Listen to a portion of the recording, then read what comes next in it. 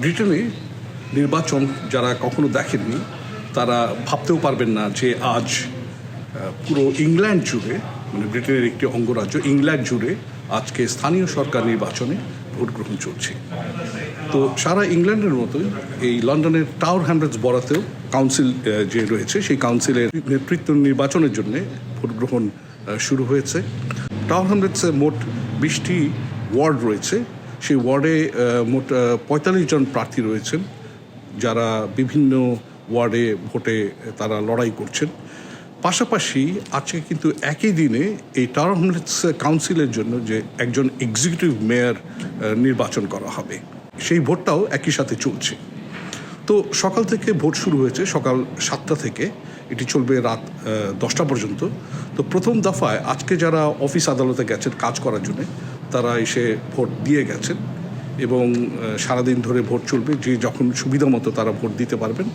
এবং আমার ধারণা যখন অফিস আওয়ার শেষ হবে তখন আরও কিছু লোক আসবেন, কাজে শেষে বাড়ি ফিরে যাওয়ার পথে তারা ভোট দিবেন।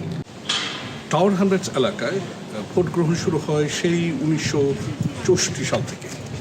কিন্তু ইন্টারেস্টিং ব্যাপার হলো যে এখন আমরা যাকে টাওয়ার হ্যামলেটস কাউন্সিল নামে চিনি সেটি গঠিত হয় 1965 সালে। বেথনেল গ্রিন, বো এবং স্টেপনি মিলিয়ে এই টাওয়ার হ্যামলেটসের কাউন্সিলের এলাকা নির্ধারিত হয়। ওই সময়টাতে পুরো ইস্ট এন্ড জুড়েই ছিল হচ্ছে শ্রমিক শ্রেণীর বসবাস, যারা বিভিন্ন কলকারখানায় কাজ করতেন, ছোটোখাটো কাজ করতেন।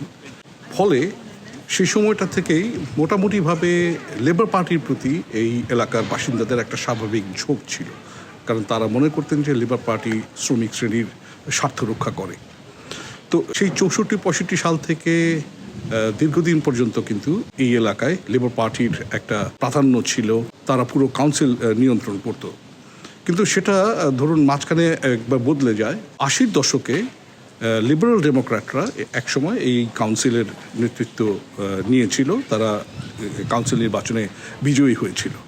আর তারপর আবার সেটা লেবারের হাতে ফিরে যায় পরের নির্বাচনে।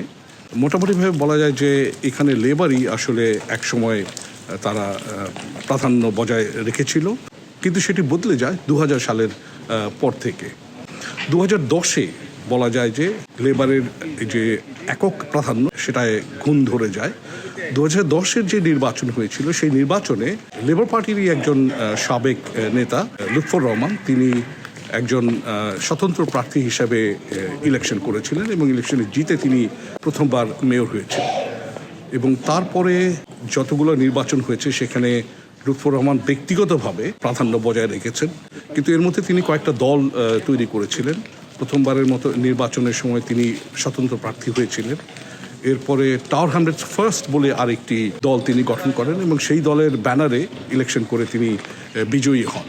2010 সালে টাওয়ার হ্যামলেটস কাউন্সিলে একটা আইন পরিবর্তন করা হয়। সেখানে বলা হয় যে মেয়র নির্বাচিত হবেন জনগণের সরাসরি ভোটে। তো সেই ভোটে লুৎফর রহমান বিজয়ী হন এবং 2014-তে তিনি পুনর্নির্বাচিত হন। কিন্তু 2015 সালে তার ওই নির্বাচন নিয়ে একটি আইনগত সমস্যা তৈরি হয় এবং তিনি ভোট জালিয়াতির সঙ্গে যুক্ত এমন প্রমাণ হওয়ার পর তাকে 5 বছরের জন্য রাজনীতি থেকে নিষিদ্ধ করা হয়। ইন্টারেস্টিং ব্যাপার হলো যে পলিটিক্সে এই দেশে কেউ যদি 5 বছর বাইরে থাকেন বা তাকে নিষিদ্ধ করা হয়, তারপরে মোটামুটিভাবে বলা যায় যে তার রাজনৈতিক যে কেরিয়ার রয়েছে সেটি ফিনিশ হয়ে যাওয়ার কথা।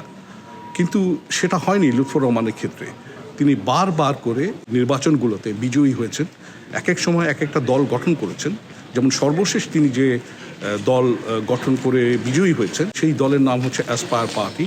অ্যাসপায়ার এখন এই মুহূর্তে টাওয়ার হ্যামলেটস কাউন্সিলের নিয়ন্ত্রণে রয়েছে এবং আজকের যে নির্বাচন সেই নির্বাচনে লুৎফর রহমান অ্যাসপায়ার পার্টির তরফ থেকেই ইলেকশন করছেন এবং তার যারা সাথী রয়েছেন, যারা অনুসারী রয়েছেন, তারা বিভিন্ন যে ওয়ার্ড রয়েছে সেই ওয়ার্ডে তারা ইলেকশন করছেন।